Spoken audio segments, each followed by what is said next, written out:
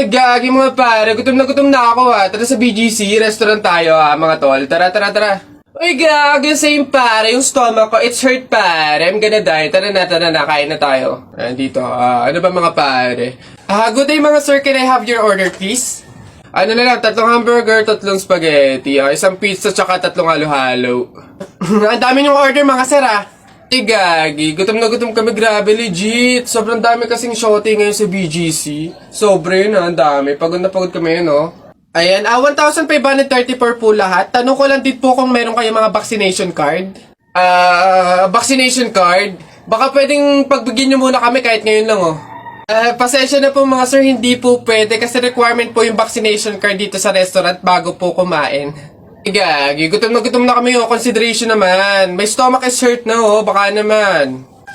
Kung wala po kayong mga vaccination card, labas, dali. Bye-bye. Bad trip naman, Tara mga pare, gagi, magkarinderya na lang tayo. Tara naman. Sige, nak, manganganak ka na may pamahiin tayo dyan. Oo, Nay, ano nga ulit yun? Huwag kang magagalit o maiinis kapag nanganganak ka na. Bakit? Kasi daw maaari magkaroon ng kapansanan yung anak mo. Kaya pigilan mong huwag magalit, huwag mainis. Sige, pipilitin ko. Ayan na, ma'am. Nakikita ko na yung ulo. Konti na lang, ma'am. Iri pa na, konti, ma. Ayan na. Ayan na. Ay, naputol ko yung ulo ng bata. Ay, ano? Ay, anak, pamahiin. Pilitin mo huwag magalit. Dali.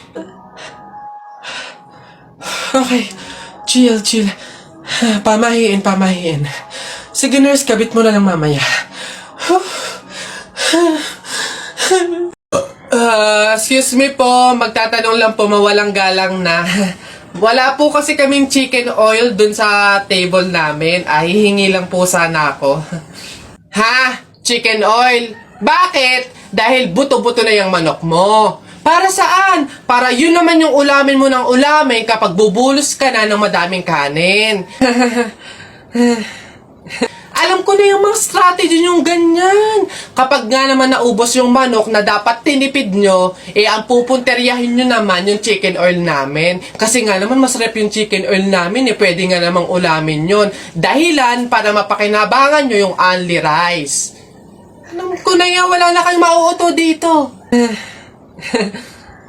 Visit? Akala nyo banu-banu ako, no? Akala nyo hindi ko malalaman yung iba pang mga strategy nyo. Hindi po to chicken oil. Wala po tong lasa. Ay wow! Ikaw pa tong nag-inarte. Alam mo, kulang pa nga yan asin. Budburan mo ng asin para magkalasa. Chicken oil. Wala na, ubos na.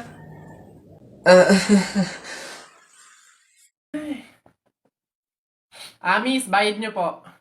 Ito. Ayan. Ma'am, yung anak nyo po. Bonak ka ba? Sumususo pa sa akin to tapos pagbabayarin mo. Ma'am, hindi porke sumususo pa, wala nang bayad. Ano daw? Paano mo naman nasabi? Sige nga. Di ba yung mister mo, sumususo din naman sa'yo pero bakit nagbabayad? Ano? Ang bastos mo! Kuya Pantimang, hindi kayo.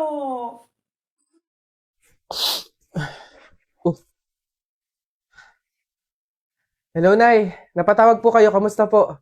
Anak, baka meron ka pang 10,000 dyan. Pangdagdag lang sana sa pang-araw-araw dito sa bahay. Nay, di ba po kakapadala ko pa lang ng 15,000 nung nakaraang linggo? Ayun na nga, naubos na Nag-aya kasi yung mga kumari kong mag-outing. Diyos ko. Nay naman, malaking halaga po yun. Sana naman tinipid ninyo. Hindi po ganun kadali kitain yun Nay, pasensya na po, hindi po ako makakapag-abot pa ngayon. Wala din po ako. May mga bayarin din po ako dito tsaka gastusin pang araw-araw. Teka, ang yabang na itong sumagot Kung makapagsalita ka, para ang laki ng kasalanan ko Nakapag-abroad ka lang, ganyan ka na magsasagot? Puro ka lang naman pasarap dyan? Singilin kaya ka sa pagpapalaki ko sa'yo. Huwag ka mag-alala, hindi ka namin kailangan. Kaya namin nang wala ka. Sobra naman ho kayo, Nay. Hindi naman po ganun kadali magtrabaho dito sa abroad eh. Kasi lahat salo-salo mo. Yung kapag nahihirapan ka, yung may sakit ka, nalungkot ka, wala. Ikaw lang mag-isa. Wala kang katulong, wala kang karamay. Pero Nay, bakit ganun? Yung isang beses ka lang hindi nakapagbigay pero parang buong pagkatao ko na yung hinisgahan ninyo. Itong pag-abroad ko, Nay, kayo naman po yung may gusto nito, di ba? Hindi po ako. Gusto ko po kasi na maging doktor talaga eh. Yung makakapagbigay ako ng tulong sa mga tao. Yung makakapaggamot ako ng libre. Yun talaga na eh. Kaso mahirap kasi tayo eh. Kaya itong pag-abroad ko, pinili ko na lang to para sa inyo. Na yung pasarap po ba na sinasabi nyo? Yun po ba yung kapag natanggap ko na yung sahod ko, bibili ako na kahit man lang pares ng damit? Yung pasarap po ba na sinasabi nyo? Yun ba yung kapag after kong magtrabaho, magpakapagod dito sa abroad, yung kakain ako ng masarap kahit isang beses lang? Yun po ba yun, Nay? Pasensya na po kayo, Nay, ah. Kasi minsan, sa tanang buhay ko, hindi ko naranasan yung ganun eh. Kaya yun man lang, Nay, mabigay ko sa sarili ko, maregalo ko sa sarili ko. Kasi wala naman akong choice eh. Kundi yung piliin lagi yung pamilya ko para tulungan kayo. Yun nga man lang, Nay, na kamustahin niyo ako. Kailan ko kaya ma-experience na yung tatawag kayo sa akin, yung magme-message kayo sa akin para kamustahin lang ako. Yung hindi yung manghihingi kayo ng pera, yung hihingi kayo ng ganito. Pero wala eh. Hindi ko alam, Nay. Hindi ko alam kung bakit sa kabila ng paghihirap ko, sa kabila ng pagpili ko sa pamilya ko kaysa sa pangarap ko, hindi ko alam, Nay, kung bakit ganito pa yung mga sinasabi niyo sa akin.